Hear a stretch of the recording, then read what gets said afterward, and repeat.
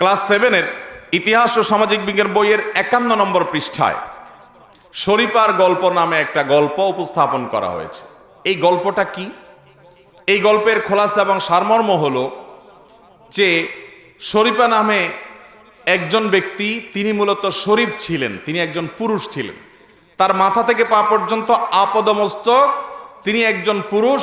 অবকাঠামোগতভাবে তিনি পুরুষ ছাড়া অন্য কিছু হতে পারেন সেটা কল্পনাও সম্ভব না। এরকম আল্লাহ তাআলা তাকে পুরুষের পরিপূর্ণ অবকাঠামো দিয়েছেন, মাথা থেকে পা পর্যন্ত তিনি পুরুষ, সোজা কথা। হঠাৎ করে তার মাথায় ভূত চাপলো, তার মনে হলো তিনি নারী। এই জন্য তিনি তার নাম শরীফ থেকে শরীফা পাল্টায় ফেলছেন। পাল্টায়া এখন তিনি মেয়েদের সাথে মিশেন, মেয়েদের সাথে উঠা বসা করেন। যেহেতু তিনি এখন তথাকথিত মেয়ে হয়ে গেছেন, এখন তিনি বিয়ে করতে গেলে কাকে বিয়ে করবেন?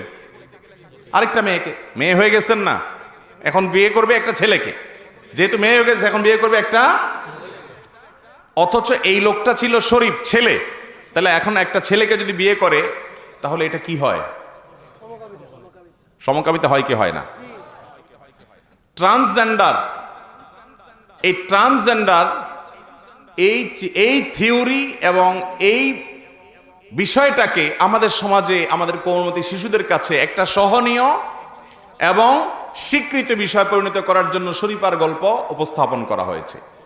আজ থেকে বেশ অনেক বছর আগে আমেরিকাতে একজন পুরুষ, তিনি এরকম হঠাৎ করে তার মনে হয়েছে তিনি নারী। এটা শুধু মনে হওয়ার ব্যাপার, তার শরীরে কোনো নারীর কোনো আলামত আছে সেসব না। তিনি হিজড়া কিংবা তৃতীয় লিঙ্গের মানুষ সেটা কিন্তু না, সেটা কিন্তু ভিন্ন বিষয়। আল্লাহ রাব্বুল আলামিন নারীও সৃষ্টি করেছেন, পুরুষও সৃষ্টি করেছেন।